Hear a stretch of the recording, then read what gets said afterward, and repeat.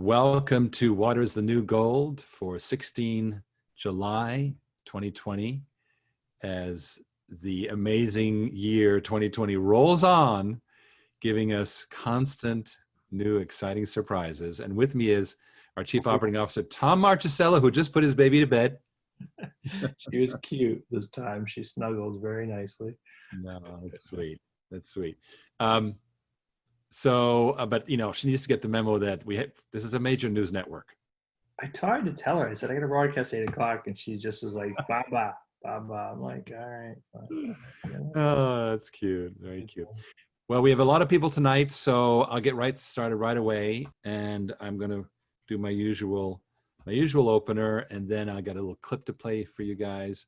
And we'll talk about some of all the news that's going on.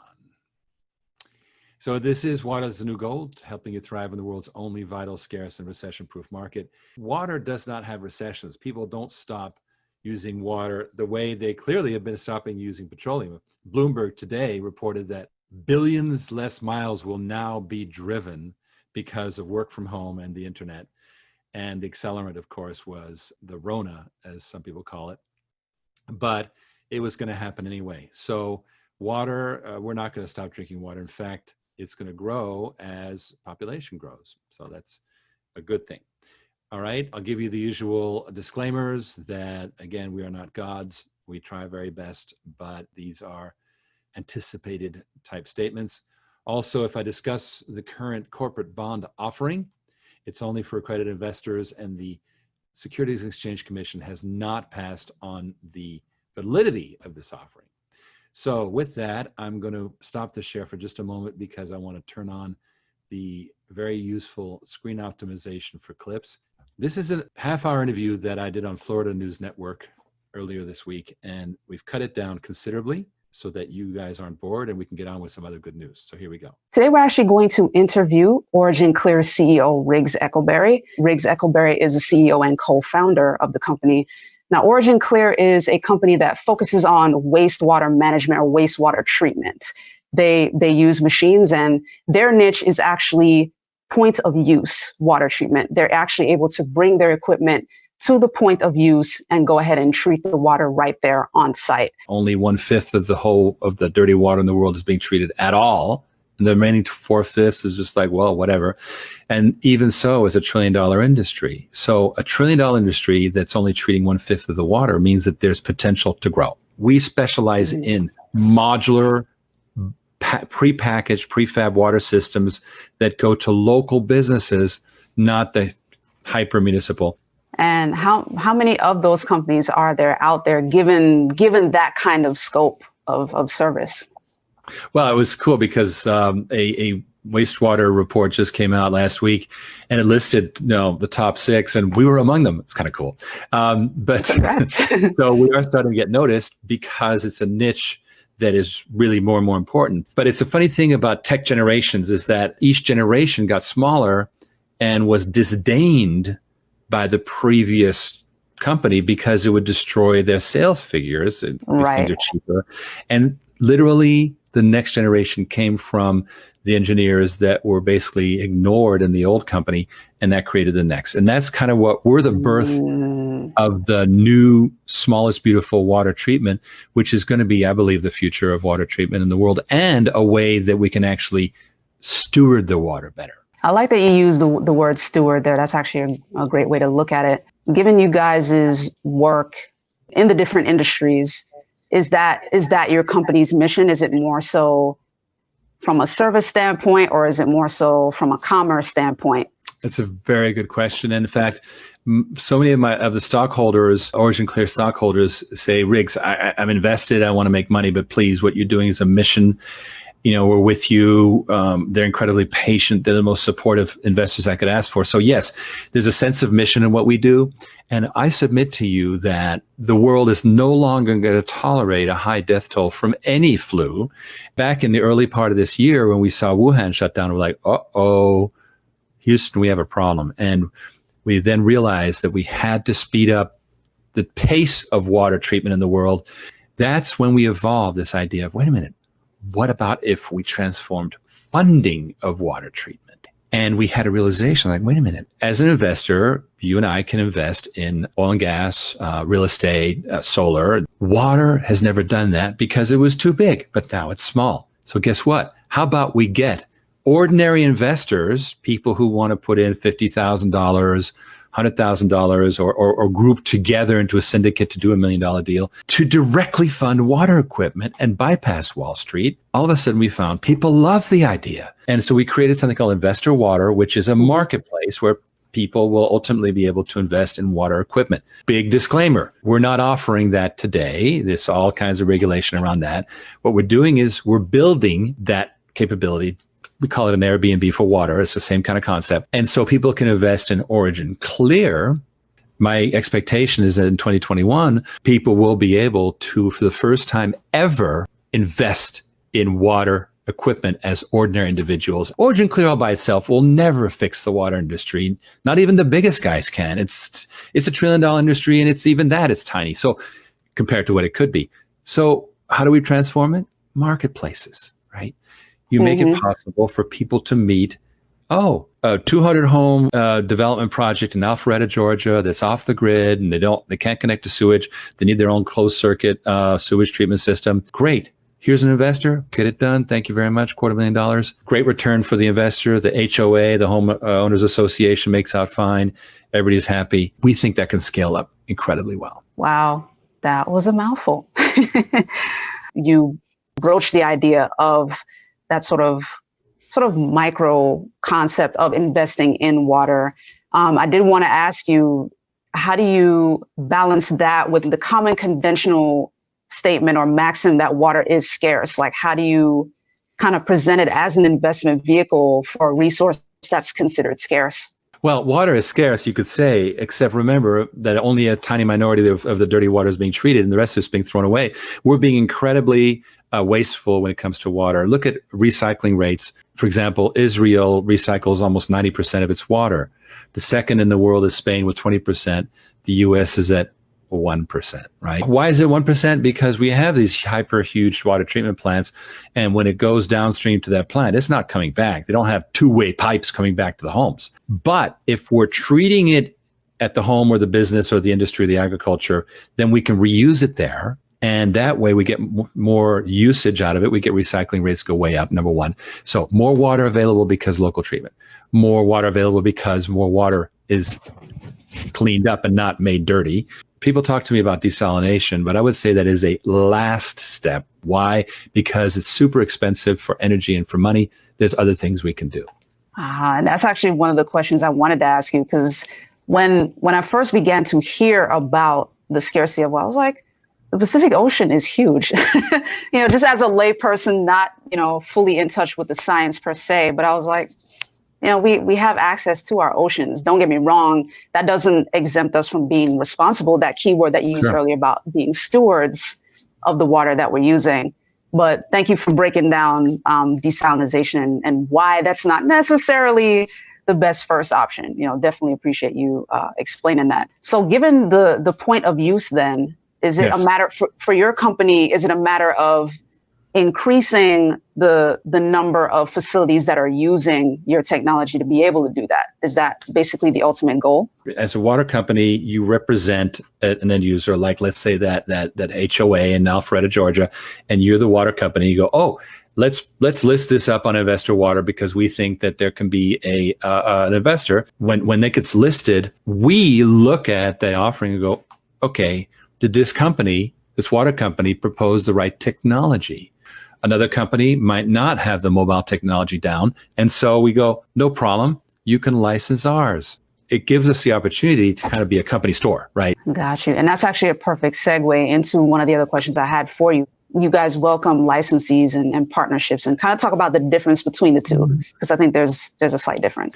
The licensing that we do has been classically our original filterless technology, the zapping the organic molecules. Then partnerships. Well, for example, we're entering a partnership right now with the people who run a very interesting company that's number 3 in the Florida top 250. And they're excited. They were literally, when they came along, they said, oh my gosh, the next thing we were going to do was water. We did real estate. Now we're on the Inc. 500, we're in the Florida 250, Wow. and now we wanted to do water. Marriage made in heaven. So that's a partnership where we're actually going to gain a huge amount of footprint internationally. Awesome. And then very lastly, just kind of talk about perhaps the most meaningful part of the work that you do. It happened, for example, a few months ago with a very high-level hotel group, and they'd seen that we had modular systems, and they said, "Yeah, I want one of those modular things." And it turned out that they were looking at pure water, not just in those bottles in the bureau, but everywhere, in the shower, in the kitchen. The entire water supply in the hotel would be pure. They also wanted to treat the gray water, that is the shower water and so forth, to water the shrubbery. And they wanted to also treat the water going out to the municipality. They wanted to do it all. And I'm happy to say that that is finally happening. They literally are finally at the contract stage with us. When people put up their hand and say, "I want what you've got," and then we deliver it, that to me it's a great moment. Awesome. Thank you for sharing that, because that also answered one of my other questions, which is when you do your water treatment, does it only stop at irrigation quality? Because, even here locally, doing tours of different water treatment plants, usually it stops at irrigation. I don't usually hear about when the water is able to be treated to the point where it is fit for human consumption again, or even fit to use as shower water. When the water goes dirty down to the city, it releases gases and it creates a carbon problem. And so if you treat it right where you are, we've done a case study where, sure enough, it reduces the carbon footprint, which is unexpected for water treatment, isn't it? Absolutely. So thank you so much for breaking all of that down for us and kind of giving us a peek into that industry. Because like you said, most folks are, they have an idea, but not the details of it. So thank you so much for coming on the show. Thank you for giving me this time and for the wonderful questions you asked. So yeah, there's a bunch of stuff to unpack from this conversation. As you saw, this is a win that Tom had this week that months ago, really. It was a great story because, Tom, as you recall, we were contacted by this high premium hotel chain, and they said, we want that what thing you have. And so we realized that the modular water systems concept was very, very powerful. Then what came the months of dealing with them, and you're now finally clicking into contract. Oh my God. Yeah, it takes a little while for certain things, because remember, a lot of times these contracts are connected to the construction process. So when you're building a building from scratch, and you gotta scratch the dirt up and then put the concrete down, and then eventually you come in and put some steel in, and then we're waiting still because it's like another year, and then they're starting to put the building systems together, and that's when the water systems kind of come into the mix. So it takes a while when you're doing a multi-hundred unit hotel space. The good news is that it will become a marquee client of ours in a little while. Obviously it can't be talked about specifically, but what's cool about it was the case study we did at the time, which disclosed that we can actually affect climate change. And I didn't realize this until Dan Early, did the study and pointed it out to us, that there is greenhouse gases being released because this being sent down, and there's releases of all these gases. And that's the old school method. This takes care of it on the spot and is actually carbon benefit, which is cool. Yeah, and there's a lot more pieces to it than just that. It's the carbon aspect. It was a surprise. Like you said, we really weren't going into it looking for that part of it at first. Dan was so smart. He brought that up and let us know we're really reducing the footprint. Because when you think about it, it's like if you're treating your water on site at a building, like a hotel or something, you're essentially managing the full ecosystem of environmental issues at the site, which as opposed to pushing it all downstream. Because that's what people do. They push it downstream, and downstream in this case tends to be the municipality, the city, right? And the city is us. It's you, it's me, it's the other person that paid taxes. And so one person who generally has water on site instead dumps it over to the city and makes like everybody else sort of responsible for it, and then pushes it downstream literally miles and miles, so where now the water that was at location A ends up at location B, C, and D, and they've got to go deal with it. It might even not be the same city. It's kind of not fair when you think about it. It's idiotic. And you see those big ponds, big circular ponds. Well, that's all ways that greenhouse gases are escaping So if we can do it right, that's part of the win. You know, I was brought to mind a couple of days ago, I saw Elon Musk's speech at the commencement of Caltech a few years ago. Amazing. I strongly recommend that to watch that. It's what an amazing story. And he tells the story about when he wanted to start SpaceX and people said, no, you're crazy. And one friend of his came and played consecutive shots of rockets blowing up to try and tell him not to do it. And he says, yeah, it was kind of like that too. The first two did blow up. But what really comes to mind, Tom, is that this marketplace concept is one of those who'd thunk, and people are like, well, really? And the strange thing is now it's starting to gain currency. This idea is like happening. You know, I teased this, you know, this group that came to us that we've been talking to for the last week or so about their interest in helping us. And I unfortunately cannot get into specific names in this show. I discussed them on the Florida National News. But what they have is a concept of direct investment into real estate by people like you and me, which is very similar to what we're doing for water. And they had been looking for somebody to do it with in water. And like so many other people who talk to water companies, they were disappointed, which is great. It makes us look good, right? So they talked to some other water company, and it was a very generous offer the other water company gave them. And yet it just didn't click. It wasn't right. And we know that the water industry is old fashioned, rightly or wrongly, that's what it is.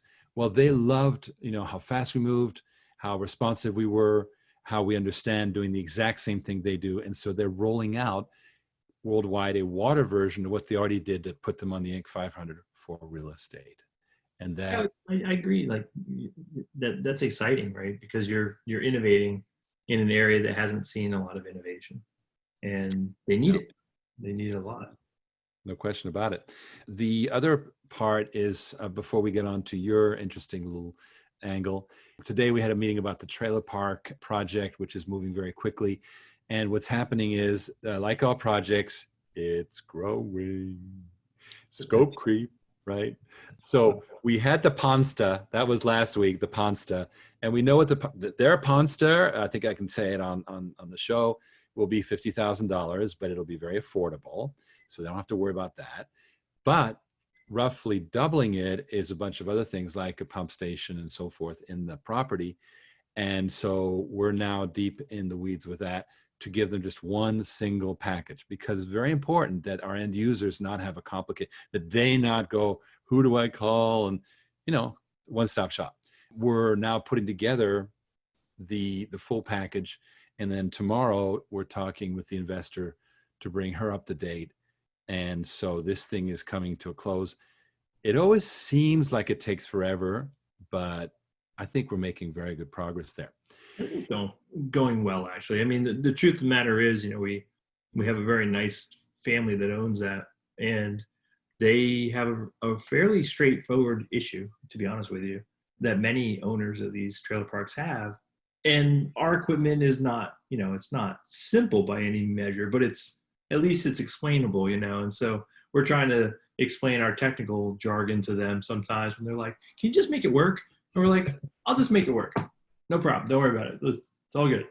Well, that's, you know, being in the decentralized world of on-site water treatment, it's really about talking to business people who just say, you know, save me all the stuff, the water cooler stuff about blah, blah, blah, and just deliver a product. And it's very different from being in municipalities where they make their career out of that. And it's two different worlds. So what have you watched a show this week? Tell us about that. Oh yeah, no problem. You want to do a screen share? I'll throw Totally. it up. Absolutely. You can screen share. All right, so I, you know, my wife and I, we like to binge watch some Netflix like everybody else, because hey, we're stuck in the house, you know, during Corona and whatnot. And so my wife starts telling me, she's like, oh my God, all my friends are watching this new show by Zac Efron because he's so cute. And I'm like, oh my God, that's what I need to hear, because I'm totally not interested now, because like Zac Efron's cute. And then I'm like, but what's the show, right? And she goes, no, it's about water. You got to watch it with me tonight. And I'm like, so she gives me this link, and it's called Down to Earth with Zac Efron. And I'm like, okay, this sounds cool. Let me see. what it is we are all talking about. I actually watched this show and I love it. It's fantastic. It's like, oh my God, this is a great show, and I really want everybody to watch it. It's super fun. And so Zac Efron, the celebrity, it goes and does like this kind of fun travel show, and he goes to France with this other doctor gentleman, and they visit Paris, and they actually go through the entire process of how does Paris get its water, its drinking water. And it basically goes to the actual water processing plant, and they show how they're supplying water for the entire city for free, clean, and not using chemicals, because they're using things like ozone, and they're oxygenating the water, and they're also doing filtration on site, and they're doing ultraviolet for disinfection. And they show the whole thing on video, and it's really fun to watch, and it's actually really interesting. And so the other cool thing about it, they also showed this map, which you maybe see this thing, bunch of little green dots. And these are all the filling stations. You can walk around anywhere in Paris, and there's a little app, and you can find a filling station at any of these spots, and bring your water bottle and just, put it under there and get perfectly wonderful, clean, crisp water. You could even get sparkling water. Oh, no. That's so cool. You can get seltzer water right there, too. They carbonate it. It's pretty sick. It's like, that is so cool, right? And I'm like super stoked about the show. I thought it was super fun, right? And I think it's worth showing, because I was actually thinking about this. You and I talk about these topics all the time, and we're always trying to explain, like, why is it important to treat your water? What's important about disinfecting water so there's no bacteria? What's important about polishing water? What's important about making sure that it's filtered so you take out the big particles and leave some of the minerals that are important in there? And the show actually helped explain that a little bit in a sensible way, which I thought was super cool. And then not only that, it really tells me I need to go back to Paris, because I had not seen that in a long time. Go back to Paris is cool. I love Paris. Go see the Louvre, whatever. So. Right. But the other thing that was super cool in the show is they actually, in the beginning, they're up in LA, in your old neck of the woods, and they're doing a water tasting with a water sommelier. So I thought, I am going to start my own water tasting. So I have some Norwegian water. I've got some Icelandic water here. I've got some Italian water. And of course, I got some good old Florida water. Now, all these waters are basically spring waters and or aquifer waters, because that's what you want. You want ones that actually come out of the ground that still have some mineral in them. Right. And in our world, we call that TDS, right? Which is total dissolved solids.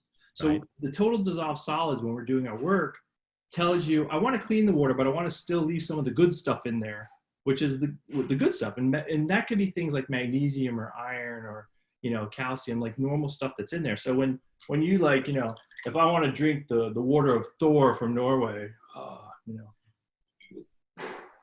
that's some good water, right? That's some glacier water right there, bottled up for me, So it's like, you're basically trying to taste test these different concepts of water to see, can you tell the difference? And the truth is, you'll tell the difference if the TDS levels are different, because that'll determine which minerals are there.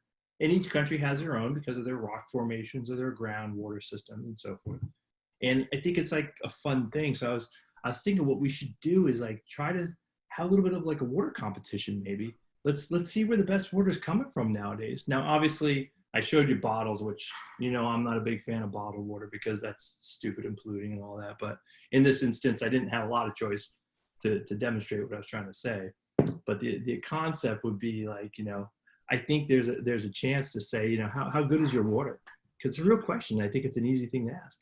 No, and I agree. And our PR agency is very excited about it. We think that there's maybe a water challenge that can come out of this. We're obviously focused on the water marketplace, but at the same time, we have a duty to maybe spotlight the good water in the world and see who's got the good stuff. So there it goes. This Icelandic water is quite thick, actually. It's interesting. It has got a lot of legs, as we say in the wine industry. This water's got some legs.